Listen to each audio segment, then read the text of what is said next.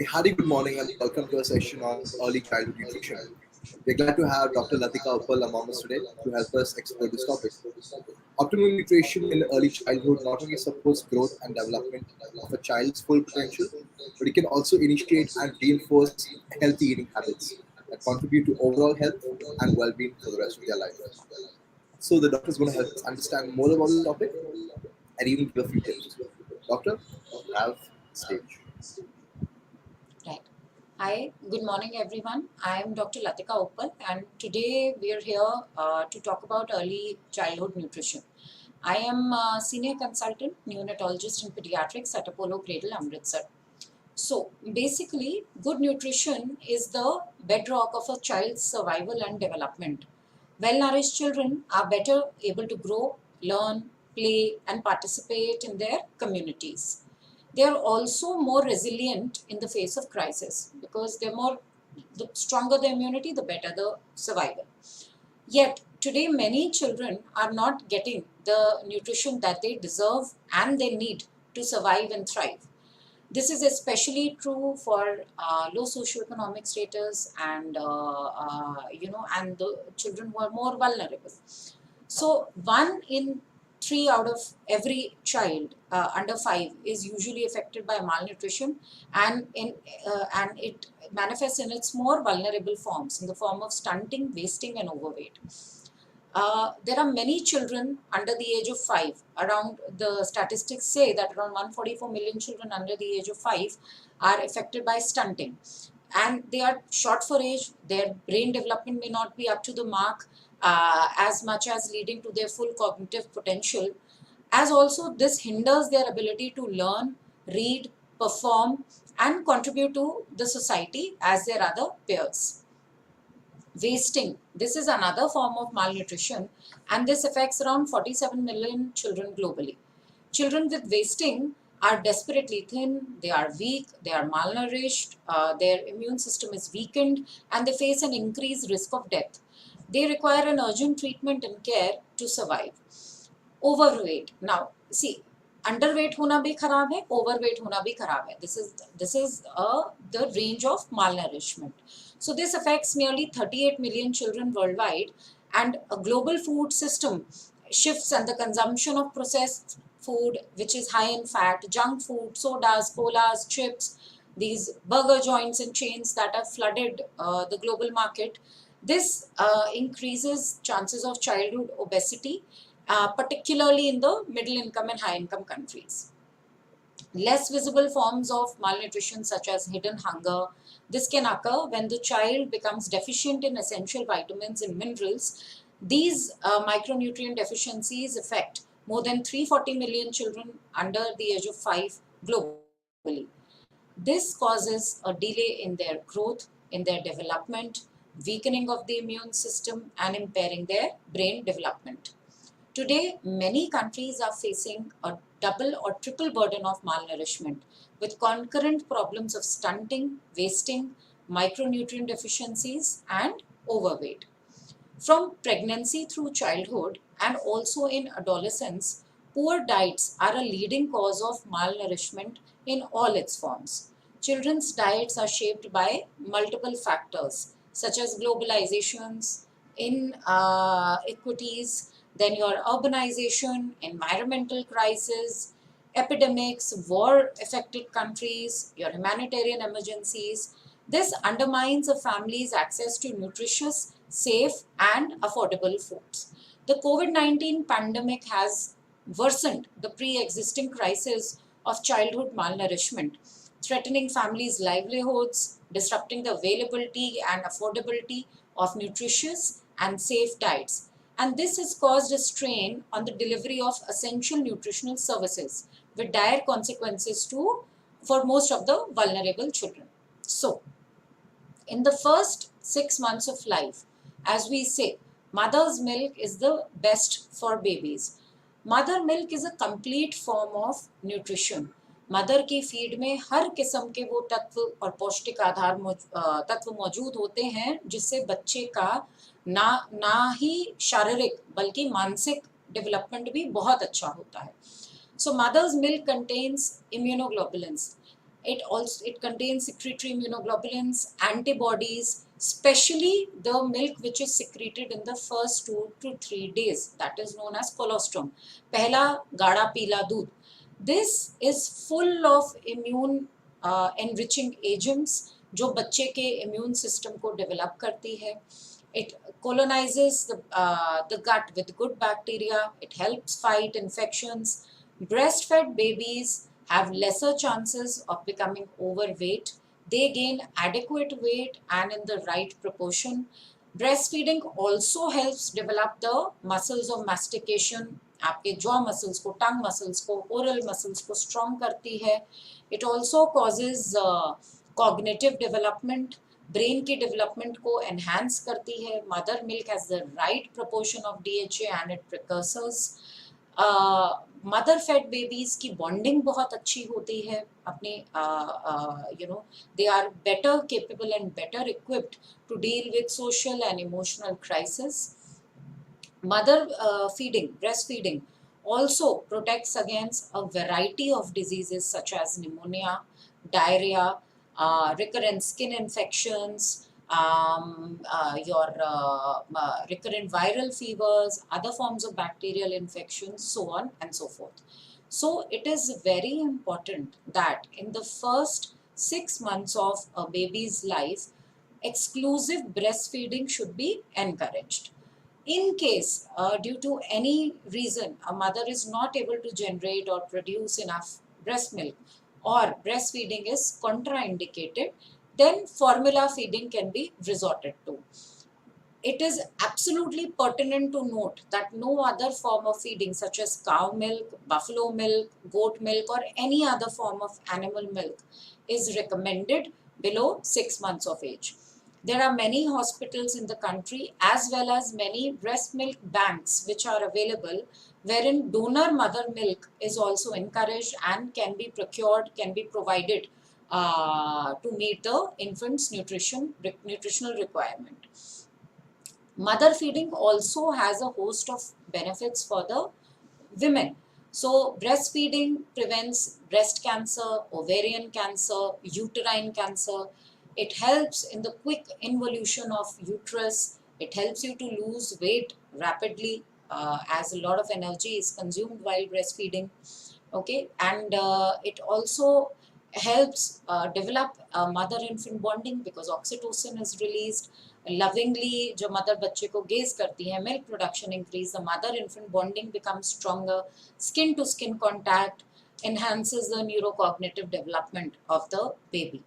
So, first 6 months and up to 2 years of age, mother milk breastfeeding is a form of nutrition which is encouraged and recommended by the UNICEF, by the WHO, by the American Academy as well as Indian Academy of Pediatrics. 6 months onwards, complementary feeding is started. Weaning is what we call. So the idea is to introduce semi-solid food gradually. The texture depends on the baby's age. So initially between 6 to 9 months, puree forms which the baby can easily swallow as their muscles of mastication are not that well developed. Puree form के textures जो हैं वो बच्चे को देने चाहिए. Culturally appropriate and locally available food items are more encouraged. So the plate should have a variety. There should be a variety so that the baby's palate, the taste buds can get developed accordingly. Excess of salt, sugar, fried items, oily items should be avoided. So for instance, you can start with rice water or rice kanji, gradually introduce dal, fruit, one fruit per day is very important, could be either apple, banana, you can steam it or puree it. Fresh fruit juices can be introduced. Then you can give khichdi. Also, you can, if you're non-vegetarians, you can gradually introduce chicken soup or stew. So locally and easily available food items that are rich in vitamins and minerals, vegetables and normal with very minimum salt and sugar is what is to be started off with. So you can gradually introduce 1 to 2 semi-solid meals per day and then increase it to 4 to 6 meals in a day. So basically every 3 to 4 hours, baby should be getting something or the other. As their stomach capacity is very less, overfeeding should be avoided. So you can alternate between breastfeeding or formula feeding and semi-solids.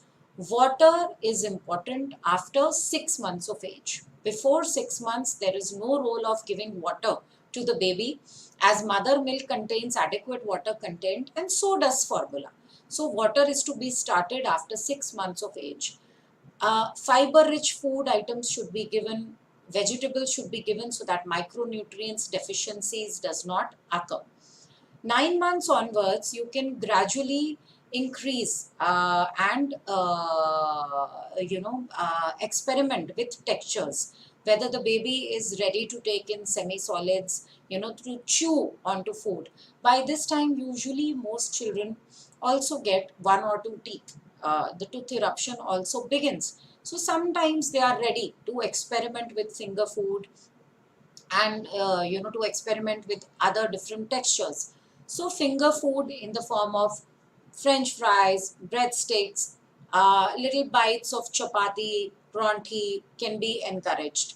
They should be encouraged to sit in a baby feeding chair at the dinner or dining table where the rest of the family is also having their meals. So this encourages a child to eat properly, to become a little more self-dependent and also experiment with various other textures. They are keen. They learn to explore. Curd is a very important item and should be a part of the baby's diet. It helps to develop the baby's immunity. So along with breastfeeding and formula feeding, you can gradually introduce semi-solid food items. By 1 year of age, a baby should be eating everything that that an adult is having by 1 year of age. So babies, basically, it's always about the mother feeding or formula up to 6 months of age, or a combination of the two. Breast milk or formula will provide practically every nutrient that a baby needs to thrive during the first, especially first 6 months and up to 2 years of life. At about 6 months, as I said, most babies are ready to eat semi-solid or solid foods like iron fortified infant cereals are also available. There are a lot of cereals in the market which are available, and they are small quantities. They are nutrition dense. They provide good amount of nourishment to the babies. So the idea is that nutrient dense food, small quantity, should be given to the baby, because the baby may not be able to take 2 prontis, curd, vegetables at one go. It is not possible. So less quantity but nutrition dense fortified foods can be introduced. Then you can give strained vegetables, fruits, puree formulations. Mother's milk should be continued because it provides a good amount of zinc, immune boosting factors. Iron fortified foods are very important. So food items which are rich in iron, such as spinach, fruits, your pomegranate, non-vegetarian if it's culturally appropriate. So all of these foodstuffs can be started. Once you start adding food, just don't, there are certain people who would totally avoid oil, sugar, salt. So it should not be like that. Balanced meals should be provided in the right proportion. Don't go underboard or overboard with fat content, because fat content is also very important, and it leads to good weight gain and it leads to good brain development. Toddlers and preschoolers, on the other hand, that is after 1 year of age, they grow in spurts. So their appetite comes and goes in spurts too. They may eat a whole lot of food one day and the next day you may see that they are not eating anything. So you need to offer them a healthy selection of food items so that they get adequate amount of nutrition. Calcium is body's building block, and calcium and vitamin D are very important to develop strong and healthy bones and teeth. So the best source of calcium, of course, is milk. There are certain children who might be milk allergic or lactose intolerant. In that case, you can, opt for the lactose-free versions or soy milk or almond milk, so that adequate amount of vitamin D and calcium goes into the baby's bodies. Now, you can start introducing cereals, tofu, paneer, um, oatmeal. These are some items which can be given. Ragi is a very rich source of calcium and iron, and after 8 months of age, you can introduce it in gradual quantities. Fiber is very, very important, and toddlers, especially for the toddlers and preschoolers, because this is one age group where recurrent abdominal pain occurs. So instead of giving them burgers, fries, and pizzas, it is good to offer a variety of fruits, vegetables, and items which are rich in fibers, so that it develops good bowel habits. And this is also the time that after 2 years where a child learns to get potty trained, they start going to playways. So it also helps in their good bowel movement and development. And this is how a variety of palate should be selected. Um, it is very important that in case you feel that at your well baby checkups that the baby is not eating adequately, it is very important to check for micronutrient deficiencies, as deficiencies of vitamin D and vitamin B12 and iron, these are rapidly rising. There are a lot of children who are iron deficient. Mother milk is it's not a very good source of iron. So the amount of iron which is present in mother's milk is the bioavailability is good, it is absorbed fully, but the content is low. So it is very important to fortify and to supplement a baby 3 months onwards with iron. The certain features where you can make out that your child is micronutrient deficient is they might scrape chalk, they might eat chalk, they might scrape the balls or lick them, they might eat mud, mitti khana jisko bolte hain. So these are a few signs wherein you can yourself recognize that the child is becoming micronutrient deficient. There is a lack of appetite, they do not wish to eat, there is a lack of attention, children become cranky, they do not perform that well, and they are highly irritable. So it is very important that adequate fortified food should be given at your well baby checkups. Micronutrient deficiencies should be addressed to, and where needed, supplementation to be provided. It is also very important that a child actively plays 20 to 30 minutes in a day in sunlight, so that this also strengthens the bone. It helps in producing vitamin D and strengthens the bones. So the main takeaway message is that for early infant nutrition and development, mother milk is the backbone. It is the single most important food item. It's a complete meal which is a blessing for the baby's development. After 6 months of age, gradual weaning is to be started. Initially, puree formulations are encouraged, and gradually you can go to more semi-solid food items. By 1 year of age, a child should be having the same meals that the adults in the family are taking. You should not be preparing separate meals for the baby. It is very important to encourage and build and develop their palate at an early age, so that they do not develop aversion or refuse any food item later on. Eggs should be given after 1 year of age. Nuts, depending on the weather conditions, you can introduce after 6 months of age. We should not go overboard with nourishment, and we should also not go underboard. So it is important that healthy weight gain and healthy diet, balanced meals should be provided to the children, so that they develop in a wholesome manner and are able to flourish, are able to thrive. Their neurocognitive development is up to the mark, and thus in this way they will be able to contribute more to the society.